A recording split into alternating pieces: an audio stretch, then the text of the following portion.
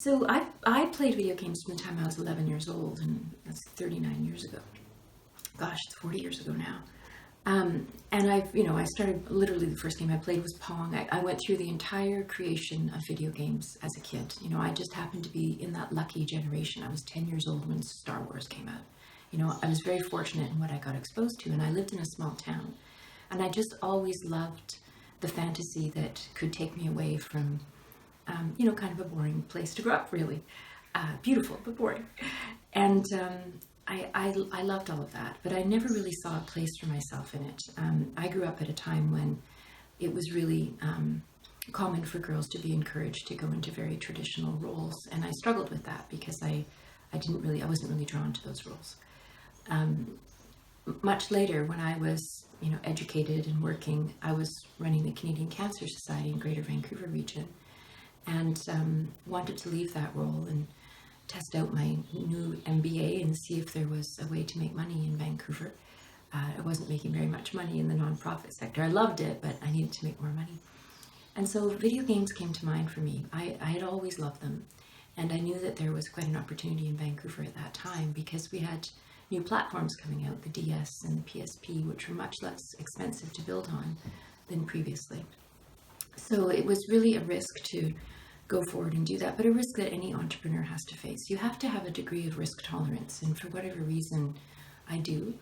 And I took a gamble with my savings and was fortunate enough that my first studio did okay.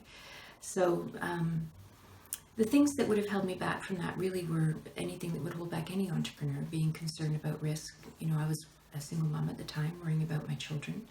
I think a more conservative person would have bought a house and been secure rather than taking that risk. But I think that's more about entrepreneurism than it is about gender necessarily. Although I'll add on that when I meet women entrepreneurs who are willing to take risk like that, often they come from a family where they've spent a lot of time with men. I grew up with a very strong and caring father who believed I could do anything. He taught mechanics, and so I would go and work with him at the college where he taught, and there would be 20 guys and me. And I was really used to being around guys and taking their jabs and their pokes and giving it back to them, And I was once doing a talk at GDC, and there were 5 women on the panel. And when I mentioned that, I grew up around boys and that my dad was a mechanic, the woman next to me said, "My dad was a mechanic." And the woman on the other said, "My dad was a mechanic." We all went, "What? How weird is that?" But I think the common thread is that if you're brought up in a non-traditional space, you have a bit more comfort jumping into a space that's surrounded by men. And because it's not an easy thing, it's really a different culture, right? And I went from the Cancer Society, where I had a team of 56 women, to Deep Fried Entertainment, which we grew to 45 guys, right? So very, very dramatically different experiences. So it was very interesting.